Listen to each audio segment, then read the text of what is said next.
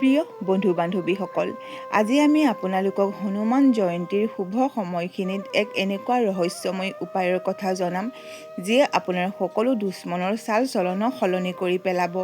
হনুমান জয়ন্তীৰ দিনা হনুমানজীৰ অসীম কৃপা লাভ কৰিব পৰা যায়।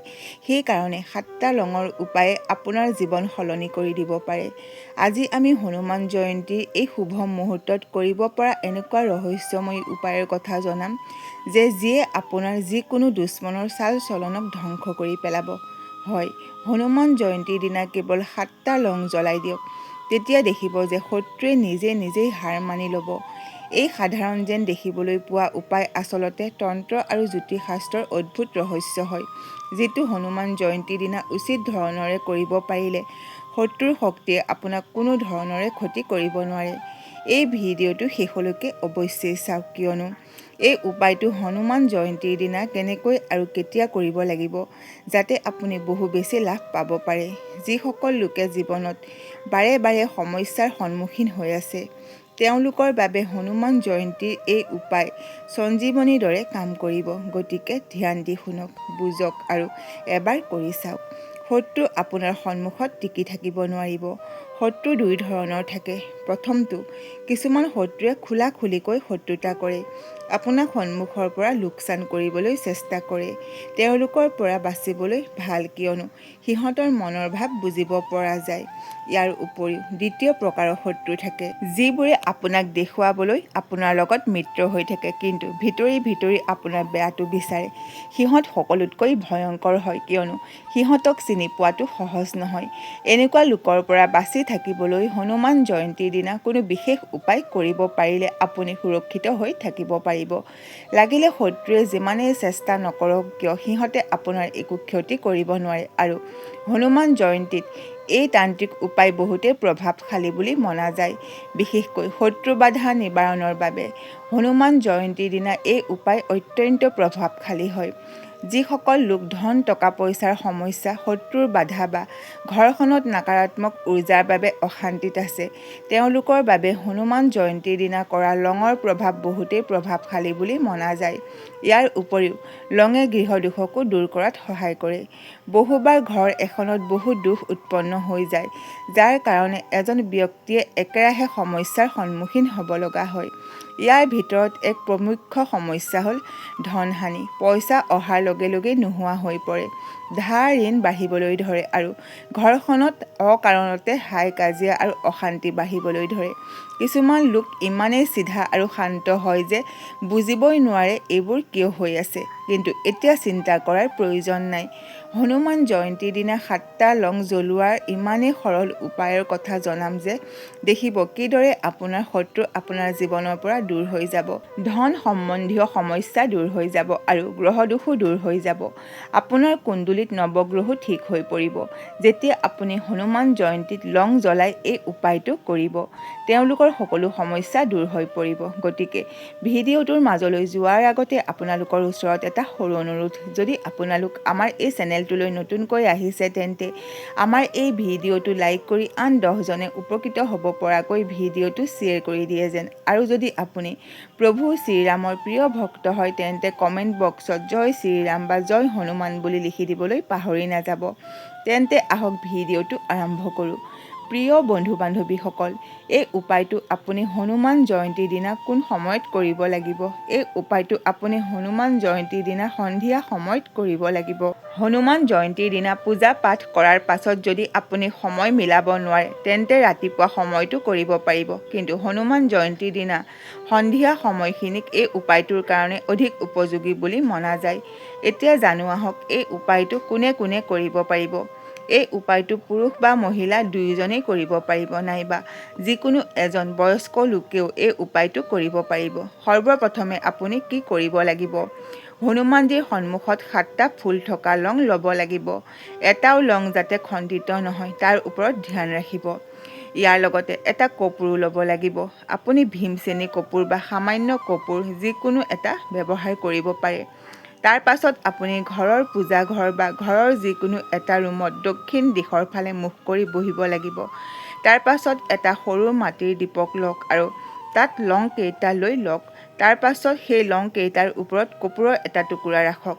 তাৰ পাছত যদি আপুনি আপোনাৰ শত্ৰুৰ নাম জানে তেন্তে সেই শত্ৰুৰ নাম কওক।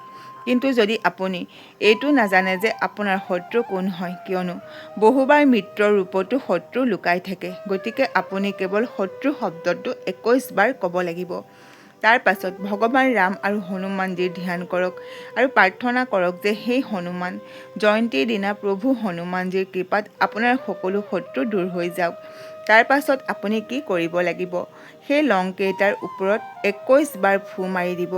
যদি শত্ৰুৰ নাম জানে তেন্তে 21 বাৰ সেই শত্ৰুৰ নাম লওক আৰু যদি শত্ৰুৰ নাম নাজানে তেন্তে কেৱল শত্ৰু বুলি কওক। ইয়াৰ লগতে ভগৱান ৰাম আৰু হনুমানজীৰ ধ্যান কৰি থাকক, কিয়নো সেইজনেই তেওঁ হয় যিয়ে আপোনাক শত্ৰুৰ পৰা মুক্তি দিব পাৰিব।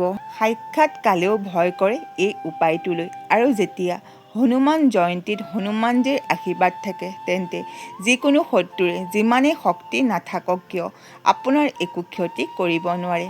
ইয়াৰ পাছত ফু মৰাৰ পাছত এই লংকেইটা ভালদৰে জ্বলাই দিয়ক যাতে সেইখিনি সম্পূৰ্ণৰূপে ছাই হৈ পৰে।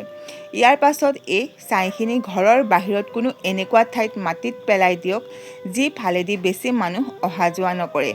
ধ্যান ৰাখিব যে এই উপায়টো কৰাৰ সময়ত যাতে আপোনাক কোনেও নেদেখে আৰু কোনেও আপোনাক বাধা প্ৰদান নকৰে। এই উপায়টো ইমানেই শক্তিশালী হয় যে শত্ৰু তৎক্ষণাত আপোনাৰ জীৱনৰ পৰা দূৰলৈ পলাব ধৰিব। যেতিয়াই ভগৱান ৰাম আৰু হনুমানজীয়ে আপোনাক ৰক্ষা কৰিব তেন্তে যিকোনো শত্ৰুৱে আপোনাৰ হানি কৰিব নোৱাৰে। এই উপায় নে কেৱল গুপ্ত শত্ৰুৱে হওক বা লগতে সেই সকলৰ পৰাও ৰক্ষা কৰে যিয়ে দেখা দেখিকৈ আপোনাৰ ওপৰত ষড়যন্ত্ৰ ৰচনা কৰে। ইয়াৰ লগতে আপুনি সদায় এটা মহত্বপূৰ্ণ কথাৰ ওপৰত ধ্যান ৰাখিব যে সদায় সৎকৰ্ম কৰিব, ভাল কাম কৰক, কাৰো বিষয়ে বেয়াকৈ নাভাবিব নে কাৰোবাক কষ্ট দিয়ক। গতিকে হনুমান জয়ন্তীৰ দিনা আপুনি এবাৰ এই উপায়টো কৰি নিজৰ লগতে ঘৰখনকো উপকৃত কৰক। এতিয়া জানো আহক হনুমান জয়ন্তীত কৰিব পৰা কিছুমান সৰল আৰু চমৎকাৰী উপায়ৰ বিষয়ে যিয়ে শত্ৰুক আপোনাৰ জীৱনৰ পৰা বহু দূৰলৈ ঠেলি দিব। এই উপায়টোত হনুমান জয়ন্তীৰ দিনা হনুমানজীৰ সন্মুখত লং জ্বলোৱাৰ উপায় হনুমানজীক সংকট মোচন আৰু শত্ৰুনাশক বুলি জনা যায়। আহক জানো এই উপায়টো কেনেকৈ কৰিব লাগিব।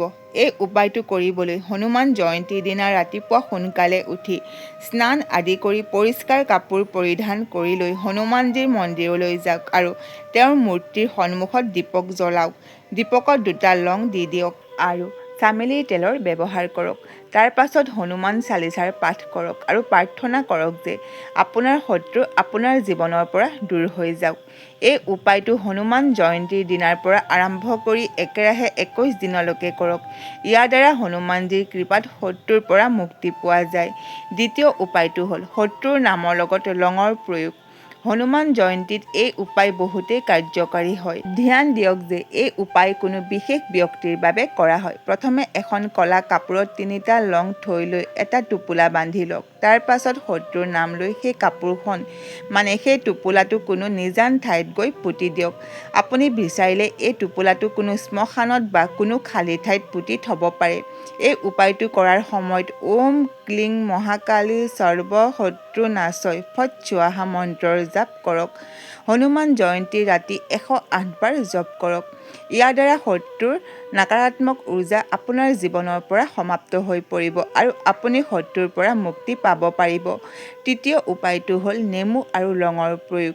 এই উপায়টোক তান্ত্ৰিক দৃষ্টিৰ পৰা বহুত প্ৰভাৱশালী বুলি মনা যায় আৰু হনুমান জয়ন্তীত ইয়াৰ বিশেষ মহত্ব আছে।